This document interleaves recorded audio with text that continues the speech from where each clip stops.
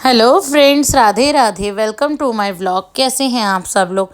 मैं उम्मीद करती हूँ आप सब लोग बहुत अच्छे होंगे।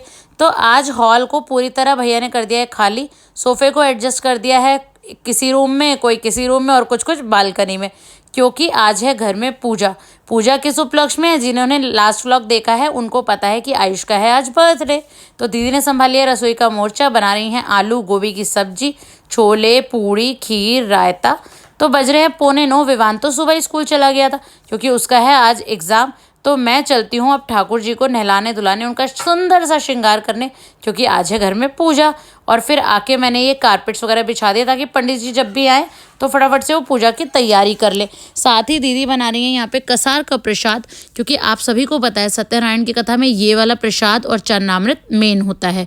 साथ ही ठाकुर जी को भी मैंने यहाँ चौकी पे विराजमान करा दिया। पंडित जी आ गए हैं और वो लग गए हैं अपनी तैयारी में।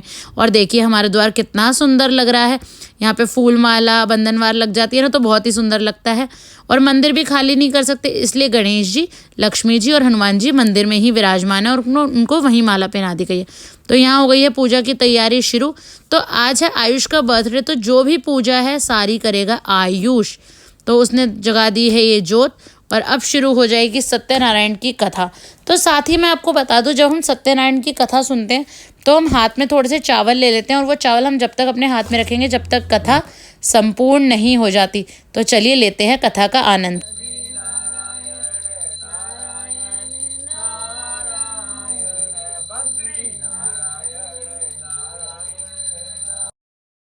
यहाँ हमारे घर सब लोग आ चुके हैं। बड़े चाचा जी, चाची जी, दोनों बुआ जी, और छोटे चाचा जी नहीं आए थे क्योंकि वो लोग गए थे वृंदावन धाम दर्शन करने के लिए। उन लोगों का पहले से ही प्लान था, इसलिए वो लोग नहीं आ पाए।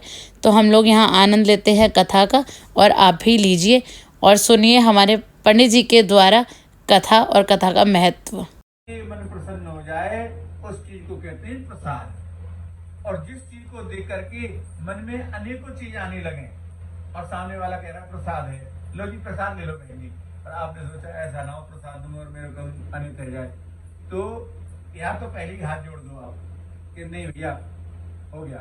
अगर जबरदस्ती लेना भी पड़ जाए कहीं तो आप खाओगे, नहीं ऐसी जगह पे रख दो प्रसाद को जिसमें पैर भी ना पड़े और अपमान भी ना हो।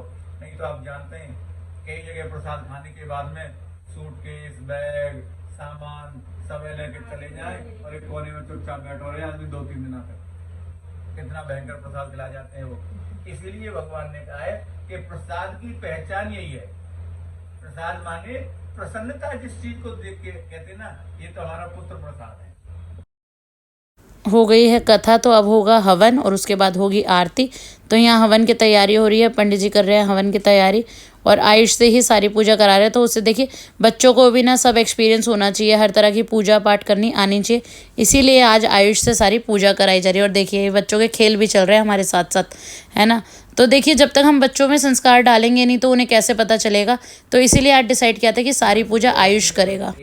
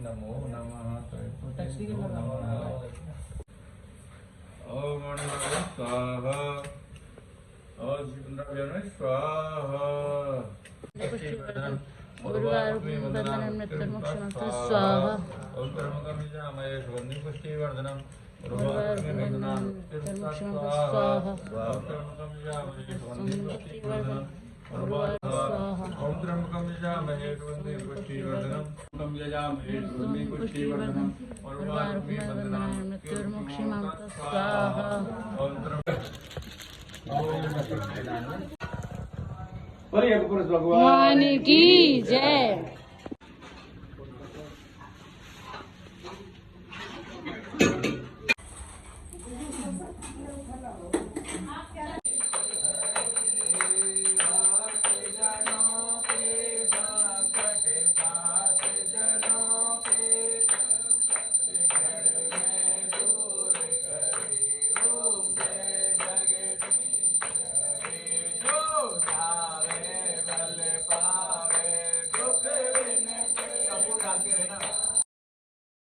और यहाँ सभी लोग एक एक करके करेंगे आरती, आरती का आनंद लेंगे। और देखिए आपको भी पता है, जब हवन वगैरह होता है ना, धुआं धुआं हो जाता है, सबकी आंखों में आंसू आने लगते हैं, तो सभी लोग दूर दूर भागने लगते हैं। पर ये लोग ये नहीं जानते कि इस धुएं का कितना महत्व है, घर में ये कितनी पॉजिटिविटी लाता है, घर के वातावरण को शुद्ध करता है, शुद्धिकरण होता है। तो इस धुएं का होना भी बहुत बहुत ज़रूरी होता है। तो इस तरीके से हमने आयुष का बर्थडे इस बार सेलिब्रेट करा।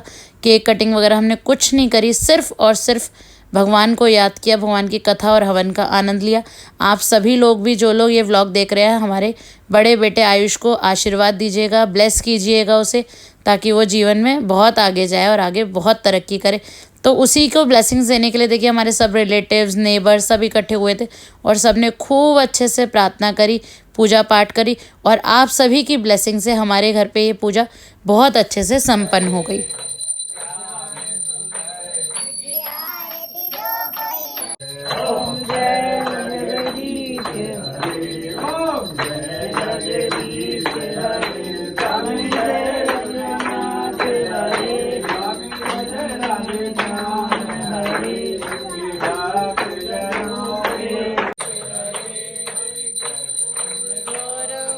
करुणावतारम संसार सारम दुष्ग्रहारम सदा वसंतम हृदयारविंदे तं नमामि सरितं नमामि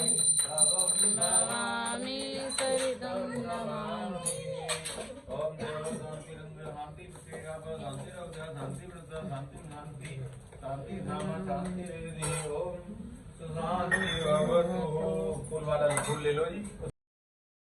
यहाँ हो रही है पूजा संपन्न होने की तैयारी।